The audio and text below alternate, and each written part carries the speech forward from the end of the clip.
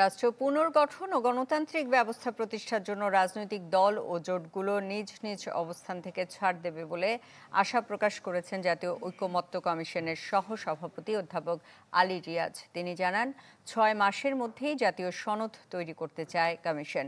জাতীয় সংসদ ভবনের এলইডি হলে ১২ দলীয় জোটের সাথে বৈঠকে আলী রিয়াজ বলেন, সরকার বা ঐকমত্য কমিশনের অবস্থান নিরপেক্ষ। জাতীয় স্বার্থে গণতান্ত্রিক ব্যবস্থা প্রতিষ্ঠায় রাজনৈতিক দলগুলো ছাড় দিতেও প্রস্তুত থাকবেন বলে আশা করেন তিনি। এ সময় ১২ দলীয় জোটের পক্ষ থেকে বলা হয়, অনির্বাচিত সরকার দীর্ঘদিন থাকলে সমস্যার সৃষ্টি হয়, তাই জনগণের হরণ হওয়া ভোটের অধিকার ফেরাতে নির্বাচনের দাবি তাদের। ১৬৬টি সুপারিশের মধ্যে ১১২টিতে একমত হয়েছে ১২ দলীয় জোট, ২৬টিতে দ্বিমত ও বাকি ২৮টিতে আংশিক মত দিয়েছে দলটি। রাজনৈতিক দলগুলোর কাছ থেকে সহযোগিতা পাচ্ছি এবং সুনির্দিষ্ট এই ৬ মাসের মধ্যেই আমরা চাই যেন আমরা একটা জাতীয় সনদ তৈরি করতে পারি। দীর্ঘ ১৫ বছর পর আমরা এমন একটা ভোট দিতে পেরেছি। আমার ভোটের প্রতি কেউ জোর করতে পারেনি, আমার ভোটের কেউ টাকা দিয়ে কিনতে পারেনি। আমি আমার ভোট দিয়ে ভোটের অধিকার প্রতিষ্ঠিত করে সরকার গঠন করতে পেরেছি। ব্রেকফাস্ট, টিফিন কিংবা স্ন্যাক টাইমে মজাদার আয়োজন মানে অল টাইম ব্রেড। বৈঠকের আরও খবর জানাতে জাতীয় সংসদ এলাকা থেকে যোগ দিচ্ছেন জুমাতুল বিদা। বিদা, জাতীয় সনদ বিষয়টা একটু জানাবেন, আজকে কি হচ্ছে বৈঠকে সেটা বলবেন।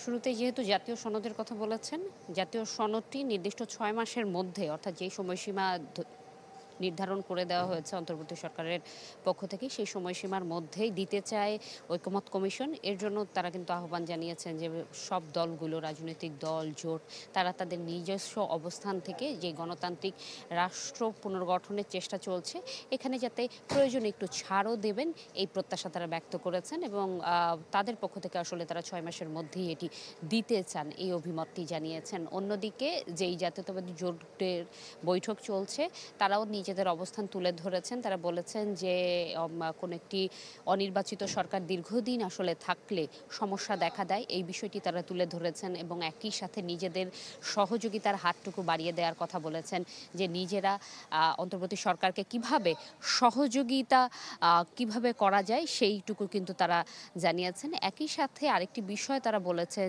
যে এমন একটি সুষ্ঠু ভোট যাতে এই অন্তর্বর্তী সরকার করে দেয়, যেখানে মানুষের ভোটাধিকার প্রয়োগের যেই ক্ষমতা সেটি ফিরে আসে এবং সাধারণ মানুষ যাতে বলতে পারে অনেক দিন পর নিজের ভোটটি আমি দিতে পেরেছি।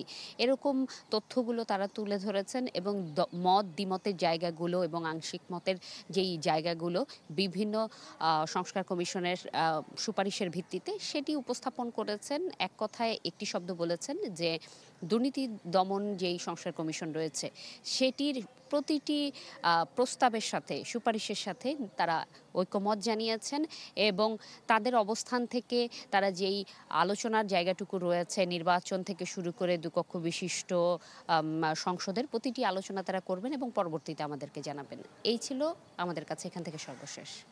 বিদা, আপনাকে ধন্যবাদ। জাতীয় সংসদ ভবন থেকে আমাদের সাথে যোগ দিয়েছিলেন জুমাতুল বিদা।